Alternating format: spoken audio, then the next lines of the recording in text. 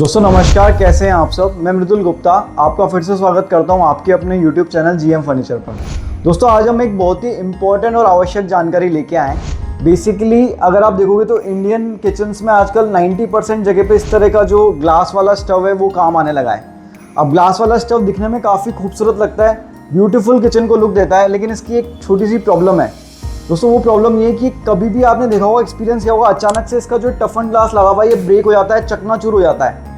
तो दोस्तों ये समस्या आखिर आती क्यों है, आज इसी के बारे में हम पॉइंट समझेंगे कि क्या क्या कारण रहते हैं उसके। अगर आप अपने किचन में इस तरह का ग्लास स्टव यूज़ कर रहे हैं या यूज़ करने का प्लान कर रहे हैं तो इस वीडियो को एंड तक देख लीजिएगा ताकि आपका ग्लास ब्रेक ना हो और आपको इस तरह का सरप्राइज ना मिले।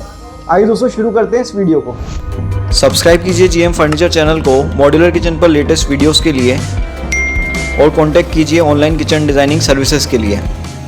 दोस्तों जो सबसे पहला रीज़न और कॉमन रीज़न है जो कि राजस्थान और MP में ज़्यादा रहता है, क्योंकि वहाँ पे दाल बाटी जरा बनाई जाती है। इस तरह का जो बाटी ओवन आता है दोस्तों, इसका जो पैन साइज़ है वो जनरली जो नॉर्मल पैन साइज़ है उससे ज़्यादा रहता है। तो ऐसे में क्या होता है, ये डायरेक्टली ग्लास को टच करता है और जब ये हीट होता है, गर्म होता है, तो वो ग्लास के डायरेक्टली कॉन्टैक्ट में आता है। तो ऐसे में जो टफन ग्लास है इसके ब्रेक होने के चांसेस हाई रहते हैं। तो अगर आप बाटी ओवन अपने यहाँ यूज़ करते हैं तो ग्लास टॉप पर यूज़ करते टाइम उसका ध्यान रखें। आप क्या कर सकते हो, इस तरह का दोस्तों ये बाटी स्टैंड आता है, बाटी ओवन का स्टैंड आता है, ये आप यूज़ कर सकते हो। इससे पैन साइज़ बड़ी हो गई अपनी, और अब आप डायरेक्टली जो है अपना जो कुकर है, बाटी ओवन है, उसको इसके ऊपर रख के और कर सकते हो। तो आप ये देख रहे हो यहाँ पे गैप क्रिएट हो गया, ये जो गैप क्रिएट हो गया, तो आपका डायरेक्टली जो ये इसका पैन है वो आपके ग्लास से टच में नहीं रहेगा। तो ऐसे में क्या होगा कि आपका जो ग्लास है उसके ब्रेक होने के चांस खत्म हो जाते हैं। साथ ही दोस्तों इस तरह का तवा भी कई जगह पे इंडिया में काम आता है, इसको उल्टा तवा या उंडाले का तवा बोला जाता है। ऐसे में अगेन वही सिस्टम है, ये जो तवा है डायरेक्टली आपका ग्लास के कांटेक्ट में है। अगर इस तरह का आप तवा यूज़ कर रहे हो तो भी आपका जो है ग्लास ब्रेक हो सकता है। तो आपको नॉर्मल तवा यूज़ करना है, इस तरह का तवा अपने ग्लास कुकटॉप के ऊपर यूज़ नहीं करना। और मेन बात ये है कि कोई भी ऐसा कुकवेयर या यूटेंसिल्स आपको यूज़ नहीं करने जो कि आपका डायरेक्टली ग्लास को हीट अप कर सकते हैं उसके कॉन्टैक्ट में आने से।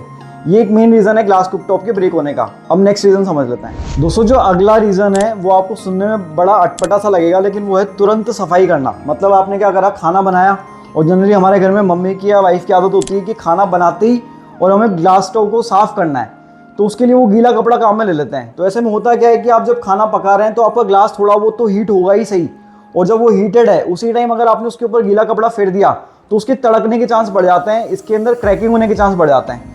ऐसा अगर आप रेगुलरली प्रैक्टिस करते रहेंगे तो उसकी स्ट्रेंथ कम होती जाएगी ग्लास की, और कभी ना कभी वो ब्रेक जरूर होगा। तो अगर आप ऐसी हैबिट आपकी है ऑलरेडी और अगर आपके अभी तक ब्रेक नहीं हुआ है तो इसका मतलब ही नहीं वो ब्रेक नहीं हो सकता। आपको अपनी हैबिट थोड़ी चेंज कर देनी चाहिए। आप खाना बना लें, उसके बाद आप 5-10 मिनट वेट करें, फिर इसके ऊपर थोड़ा हाथ लगा के देखें कि ये ठंडा हो गया है क्या। ठंडा होने के बाद इसको साफ़ करें। ऐसा करने से आपका ग्लास ब्रेक होने का चांस कम हो जाता है। दोस्तों जो तीसरा इंपॉर्टेंट रीज़न रहता है वो रहता है कि आपका जो एजेस हैं, इससे अगर कुछ भारी सामान टकरा जाता है। मान लीजिए आप कुछ खाना पका रहे हैं, आपने कुकर चढ़ाया हुआ है या तवा चढ़ाया हुआ है और आपने रोटी सेकते सेकते एकदम से तवा उतारा और वो एज के ऊपर अड़ गया, तो उससे आपकी जो एजेस हैं वो ब्रेक हो जाती है और पूरा ग्लास भी कई बार तड़क सकता है। तो दोस्तों आप जब भी कुछ खाना पका रहे हैं, कुछ अपने प्लेटफॉर्म पे कुछ काम कर रहे हैं, तो एजेस की सेफ्टी रखना जरूरी है। दोस्तों वैसे किचन में क्या होता है, रफ टफ वर्किंग होती है, तो अगर आप नया कुकटॉप बाय कर रहे हैं तो आप इस तरह का मेटल स्ट्रिप वाला, जिसमें एजेस मेटल स्ट्रिप से कवर होती है, इस तरह का कुकटॉप ग्लास वाला बाय कर सकते हैं। इससे क्या आपकी एजेस प्रोटेक्टेड रहती है। ज़्यादातर ऐसा देखा गया है कि जो ग्लास के अंदर क्रैकिंग है वो एजेस के ऊपर अड़ने से ही शुरू होती है। तो अगर आप एजेस को मेटल प्रोफाइल वाला या मेटल स्ट्रिप वाला ले लेंगे तो आपका ये चांस काफ़ी कम हो जाता है। तो दोस्तों ये वाला एक इंपॉर्टेंट रीज़न है ग्लास तड़कने का। दोस्तों नंबर 4 रीज़न होता है, अगर आप नॉन ब्रांडेड या लोकल ग्लास स्टव लेके आए तो उसके अंदर क्या होता है, जो टफन ग्लास है उसकी क्वालिटी अच्छी नहीं होती। बेसिकली जो टफन ग्लास होना चाहिए कुकटॉप के अंदर वो लगभग 7 mm से 8 mm मिनिमम होना चाहिए, ताकि आपका जो ग्लास की स्ट्रेंथ अच्छी रहे। साथ ही साथ जो अच्छे ब्रांड्स हैं जैसे कि फेबर हो गया, प्रेस्टीज हो गया, पिजन हो गया, जो भी अच्छे ब्रांड्स आते हैं उनका जो ग्लास रहता है उसकी वारंटी भी कंपनी प्रोवाइड करती है। तो आपको जब भी ग्लास स्टव का सिलेक्शन करना है तो हमेशा टफन ग्लास की वारंटी देती हो कंपनी, वही कंपनी का बाय करना है और अच्छे ब्रांड्स का बाय करना है। ऐसा करने से क्या होगा कि आपका ग्लास जो है वो ब्रेक होने के चांस कम रहेंगे। दोस्तों आपके मन में आ रहा होगा कि अगर मान लीजिए हमारा ग्लास ब्रेक हो जाता है तो नेक्स्ट क्या हमें पूरा कुकटॉप ही चेंज करना पड़ेगा, पूरा ग्लास स्टव ही दोबारा हमें परचेज करना पड़ेगा?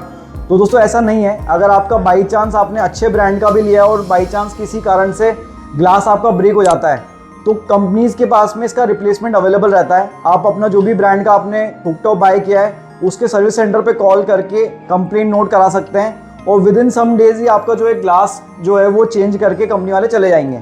ऐसे में उसको कुकटॉप को पूरा चेंज करने की जरूरत नहीं, सिर्फ ग्लास आपका जो है 1000 रुपये से लेकर 1500 रुपये की कॉस्ट में चेंज हो जाता है। दोस्तों फाइनली कंक्लूजिंग लाइन ये है कि अगर आप ग्लास स्टोव यूज़ कर रहे हो तो आपको थोड़ा सा केयर और मेंटेनेंस से उसको काम में लेना पड़ेगा।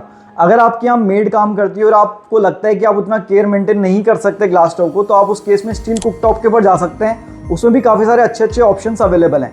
अगर आप चाहते हैं कि steel cooktop versus glass stove के ऊपर हम डिटेल वीडियो लेके आए तो मेरे को कमेंट करके बताइएगा। मैं अगली वीडियो में उस तरह का glass stove versus steel cooktop लेके आने का ट्राई करूंगा। दोस्तों साथ ही मैंने कुछ जो क्राइटेरिया आपको बताया ग्लास स्टोव सिलेक्शन करने, जैसे कि टफन ग्लास हो गया, वारंटी होगी, ब्रांड हो गया, उनको ध्यान में रखते हुए कुछ 5-7 मॉडल्स जो हैं वो आइडेंटिफाई किए हैं। उनके नाम और ब्रांड के नाम मैंने डिस्क्रिप्शन बॉक्स में ऐड कर दिए हैं। तो अगर आप नया ग्लास स्टोव लेने का बाय करने का सोच रहे हैं तो आप डिस्क्रिप्शन बॉक्स में से नाम देख सकते हैं और लिंक पे जाके उनका प्राइस वगैरह चेक कर सकते हैं। दोस्तों अगर आप अपना नया मॉड्यूलर किचन प्लान कर रहे हैं, एग्जिस्टिंग को रिनोवेशन करने वाले हैं और आपको जानकारी नहीं है बेसिकली कि मॉड्यूलर किचन होता क्या है, इसकी डिज़ाइनिंग कैसे की जाती है, इसमें कलर कॉम्बिनेशन क्या रखना चाहिए, इसमें क्या क्या मटेरियल्स आते हैं, तो हमारा जो चैनल है वो आप ही के लिए बना हुआ है। दोस्तों जीएम फर्नीचर चैनल के ऊपर हमने इस तरह की तमाम प्लेलिस्ट बनाई हुई है जिसके अंदर over 400+ videos modular kitchen segment के ऊपर बनाए हुए हैं, जो पिछले 4 साल से हम कर रहे हैं।